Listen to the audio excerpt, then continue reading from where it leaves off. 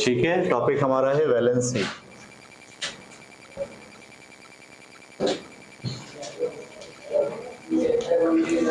ठीक है, हर एलिमेंट जो है वो उसके आखिरी ऑर्बिट में जो इलेक्ट्रॉन होते हैं, ठीक है, हर एटम के आखिरी ऑर्बिट में जो इलेक्ट्रॉन होते हैं, उन इलेक्ट्रॉनों को या तो वो एटम खारिज करता है या मज़ीद इलेक्ट्रॉन अपने अंदर एब्जॉर्ब करता है। ठीक है, मुख्तलिफ़ किस्म के एटम्स की नेचर को केमिकल रिएक्शन के दौरान जब देखा तो हमें एक बात पता चली कि हर एटम ये चाहता है कि उसके आखिरी ऑर्बिट में 8 इलेक्ट्रॉन हो जाएं। कितने हो जाएं? और बाज़ चाहते हैं कि उनके आखिरी ऑर्बिट में 2 इलेक्ट्रॉन हो जाएं। असल में ये जो नोबल गैस होती है ना, आर्गन और नियॉन और हीलियम, नियॉन, आर्गन, इनके आखिरी ऑर्बिट कंप्लीट होते हैं। जैसे हीलियम के आखिरी ऑर्बिट में 2 इलेक्ट्रॉन होते हैं, नियॉन के आखिरी ऑर्बिट में 8 इलेक्ट्रॉन होते हैं। ठीक है, अभी हम इसको तफसील से आगे पढ़ेंगे जब हम बॉन्ड पढ़ रहे होंगे। और आर्गन के आखिरी ऑर्बिट में भी 8 इलेक्ट्रॉन होते हैं। तो हर एटम ये चाहता है कि वो इन जैसा बन जाए। कुछ एटम चाहते हैं ऐसे बन जाएं, कुछ एटम चाहते हैं ऐसे बन जाए। ऐसे का मतलब जिनके आखिरी ऑर्बिट में 8 इलेक्ट्रॉन मौजूद हों। ऐसा करने के लिए एटम या तो इलेक्ट्रॉन खारिज करता है या इलेक्ट्रॉन जज्ब करता है अपने अंदर। ठीक है, कुछ एटम की ये सलाहियत होती है कि वो जज्ब कर लेते हैं, दूसरे एटमों से इलेक्ट्रॉन खींच लेते हैं, उनका न्यूक्लियस पावरफुल होता है। लेकिन कुछ एटमों का न्यूक्लियस पावरफुल नहीं होता, तो फिर वो अपने आखिरी ऑर्बिट में से इलेक्ट्रॉन खारिज कर देते हैं। तो इलेक्ट्रॉन खारिज करने और इलेक्ट्रॉन जज्ब करने की जो एबिलिटी होती है, जितने इलेक्ट्रॉन खारिज करना चाहता है, जितने इलेक्ट्रॉन जज्ब करना चाहता है, उसे हम उसकी वैलेंसी कहते हैं। सही है, हर एटम बॉन्ड बनाने के दौरान या केमिकल रिएक्शन के दौरान जितना इलेक्ट्रॉन खारिज करता है या जितना इलेक्ट्रॉन जज्ब करता है, उसकी तादाद उस एलिमेंट की वैलेंसी कहलाती है। ठीक है, कुछ की वैलेंसीज प्लस में होती है और कुछ की वैलेंसीज माइनस में होती है। जो जज्ब कर रहे होते हैं अपने अंदर इलेक्ट्रॉन, उनकी वैलेंसी माइनस में होती है, और जो खारिज कर रहे होते हैं उनकी वैलेंसी प्लस में होती है। ऐसा क्यों होता है? खारिज करने में तो माइनस होना चाहिए और जज्ब करने में प्लस होना चाहिए। ऐसा इसलिए होता है कि जब एटम इलेक्ट्रॉन खारिज करता है, मिसाल के तौर पर आपके पास है एक बहुत ही सादा से एटम, इसका नाम है सोडियम। सोडियम के पास 11 इलेक्ट्रॉन होते हैं पहले ऑर्बिट में। ये 10 प्रोटॉन उसके न्यूक्लियस में है। पहले ऑर्बिट में 2 इलेक्ट्रॉन है, दूसरे ऑर्बिट में 8 इलेक्ट्रॉन है, और तीसरे ऑर्बिट में 1 इलेक्ट्रॉन है। तो ये क्या करता है? अपना 1 इलेक्ट्रॉन खारिज करके इस ऑर्बिट को भूल जाता है और इसको अपना आखिरी ऑर्बिट तस्वर कर लेता है। इसमें कितने इलेक्ट्रॉन खारिज करने की एबिलिटी है? 1। असल में जब ये खारिज करता है ना, तो खारिज करके बनाता क्या है? देखिए, इसमें 11 प्रोटॉन है। प्रोटॉन कितने हैं? 11। तो 11 प्लस चार्ज होंगे, 3, 4, 5, 6, 7, 8, 9, 10, 11, और 11 ही इसमें क्या थे? इलेक्ट्रॉन थे। तो ये बैलेंस एटम था। लेकिन जब ये अपना एक इलेक्ट्रॉन खारिज कर देता है, ऐसे भगा देता है, अब ये तो बैलेंस हो जाते हैं, लेकिन ये वाला बैलेंस नहीं होता। तो पीछे जो रह जाने वाला होता है, उसके लिहाज से हम बोलते हैं इसकी वैलेंसी +1 है। तो जब कोई एटम अपना इलेक्ट्रॉन खारिज करता है, तो क्योंकि उसमें इलेक्ट्रॉन की कमी हो जाती है और प्रोटॉन बढ़ जाता है, लिहाजा हम कहते हैं इसकी वैलेंसी +1 है। कोई 2 इलेक्ट्रॉन खारिज करके क्या बनेगा? +2 बनेगा। तो उसकी वैलेंसी क्या होगी? +2 होगी। कोई 3 इलेक्ट्रॉन खारिज करेगा अपने अंदर से और +3 बनेगा, तो उसकी वैलेंसी क्या होगी? +3 होगी। कोई 4 इलेक्ट्रॉन खारिज करेगा अपने अंदर से और +4 बनेगा, उसकी वैलेंसी +4 होगी। ये बात क्लियर हो रही है आपको? अच्छा, जब एटम इलेक्ट्रॉन जज्ब करता है तो उसकी वैलेंसी माइनस होती है। क्यों होती है वैलेंसी माइनस? जैसे क्लोरीन की मिसाल लें आप। क्लोरीन का जो एटम है उसमें 17 इलेक्ट्रॉन होते हैं पहले ऑर्बिट में। ये 17 प्रोटॉन तो न्यूक्लियस में, पहले ऑर्बिट में 2 इलेक्ट्रॉन, दूसरे ऑर्बिट में 8 इलेक्ट्रॉन, और तीसरे ऑर्बिट में 7 इलेक्ट्रॉन। तो अगर आप इसके प्रोटॉन और इलेक्ट्रॉन को बैलेंस देखें तो 1 2 3 4 5 6 7 8 9 10 11 12 13 14 15 16 17 17 प्रोटॉन है और 17 ही क्या हैं? इलेक्ट्रॉन है। ये तो एक दूसरे को क्या कर देते हैं? बैलेंस कर देते हैं। लेकिन अगर ये एक इलेक्ट्रॉन कहीं से ले आए, और क्योंकि ये चाहता है कि इसकी इलेक्ट्रॉनिक कॉन्फ़िगरेशन नियॉन या आर्गन की तरह हो जाए, तो एक इलेक्ट्रॉन ये चाह रहा होता है लेना, ये किसी से ले ले, फर्स्ट करो इसी से ही ले ले। तो अब एक इलेक्ट्रॉन जो आ गया है ना, अब ये पॉजिटिव नहीं रहा, एक इलेक्ट्रॉन मजीद आ गया, तो ये तो हो गया बैलेंस।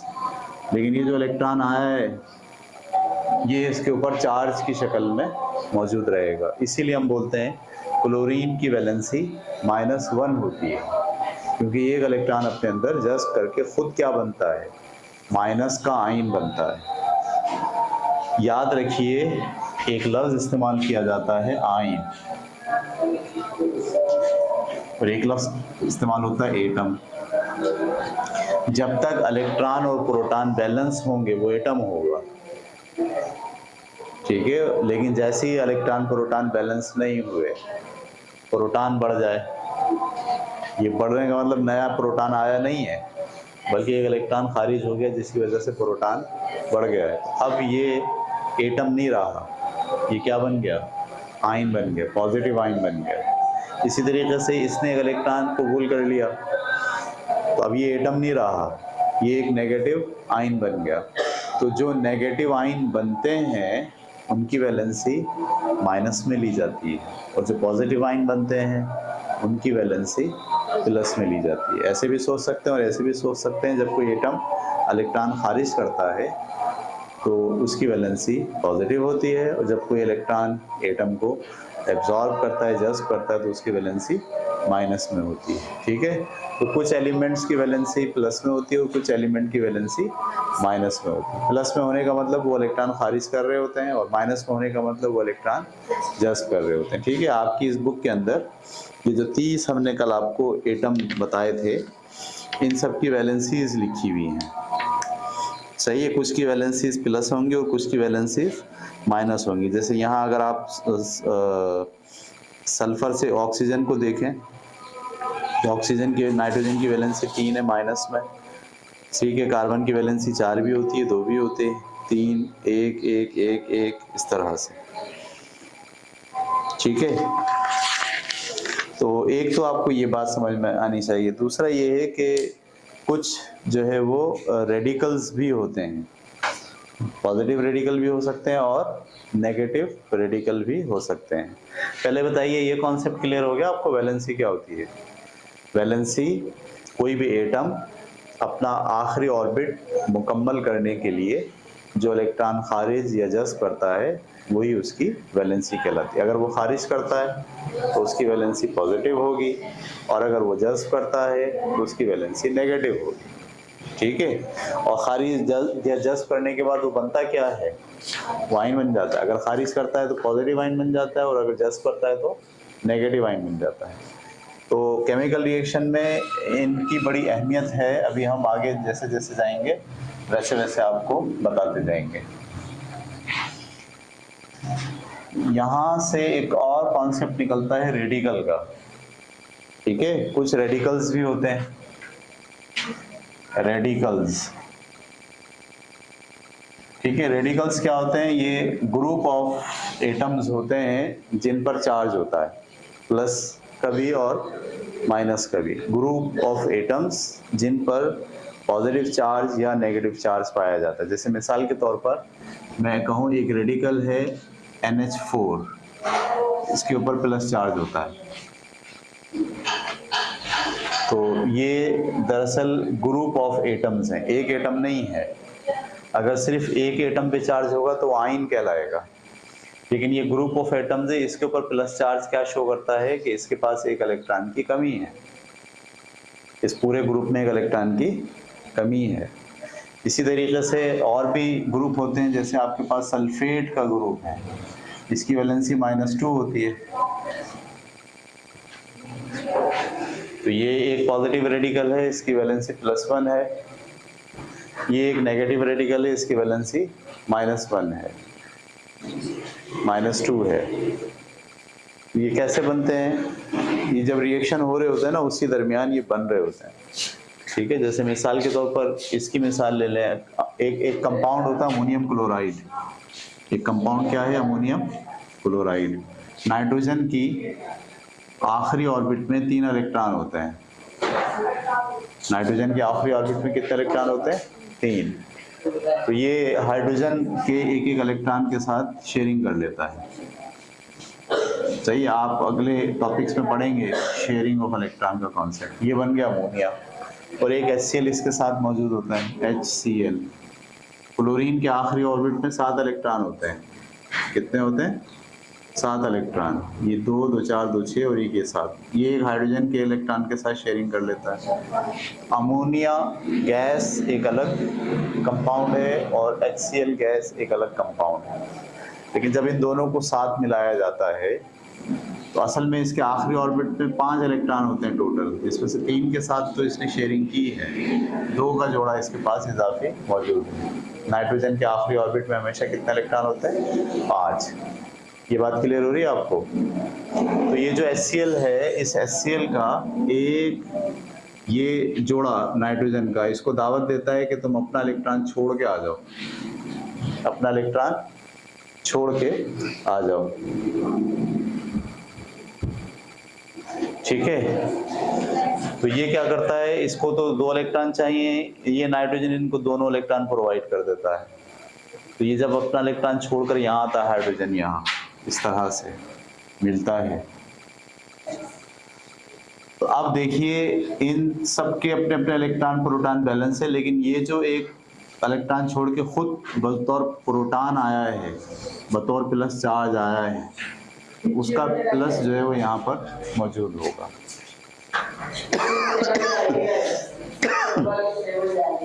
समझ में आ रही बात आपको? अब ये क्या बन गया है? ये एक पॉजिटिव रेडिकल बन गया। सल्फेट का रेडिकल भी ऐसे ही बनता है,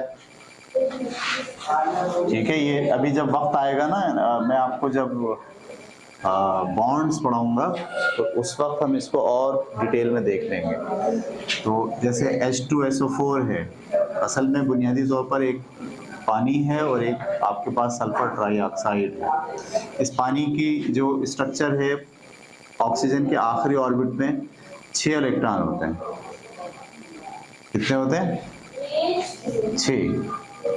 और इसको अपना अट्ठा मुकम्मल करने के लिए 2 हाइड्रोजन से ये शेयरिंग कर लेता है।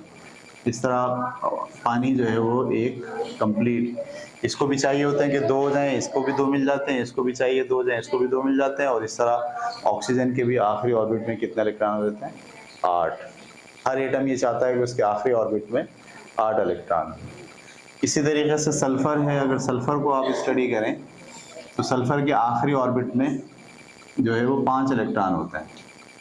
कितने इलेक्ट्रॉन होते हैं? 5,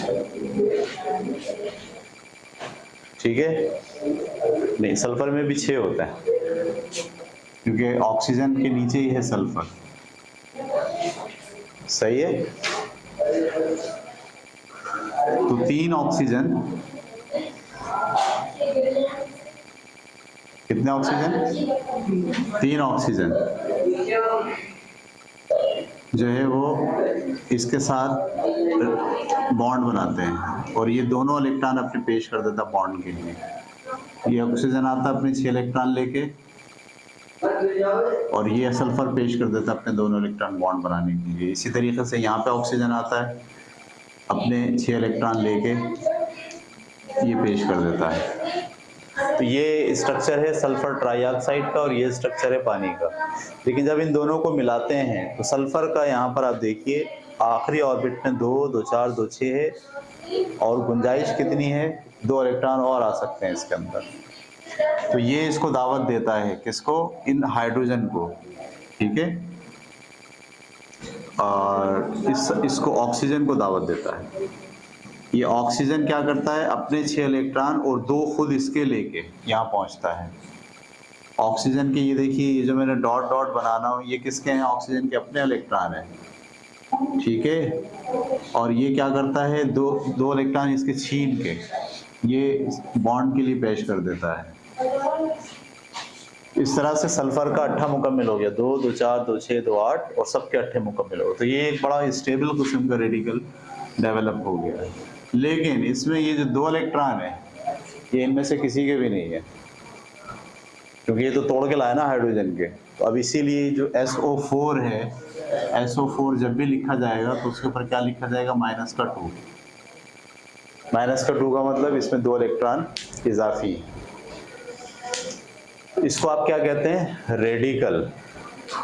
तो जब एटम इलेक्ट्रॉन खारिज या जज्ब करता है तो वो वैलेंसी कहलाती है, और उसके नतीजे में क्या बनता है, वो आयन बनता है, पॉजिटिव आयन या फिर नेगेटिव आयन। लेकिन जब ग्रुप ऑफ एटम्स मिलकर किसी का इलेक्ट्रॉन जज्ब कर लें या किसी का इलेक्ट्रॉन खारिज कर दें, तो ऐसी सूरत में वो पॉजिटिव या नेगेटिव रेडिकल बन जाता है। अगर इलेक्ट्रॉन कम है उसमें तो हम बोलते हैं ये पॉजिटिव रेडिकल है, और इलेक्ट्रॉन अगर उसमें ज़्यादा है तो हम बोलते हैं ये नेगेटिव रेडिकल है। बस इतना पड़ेगा आज।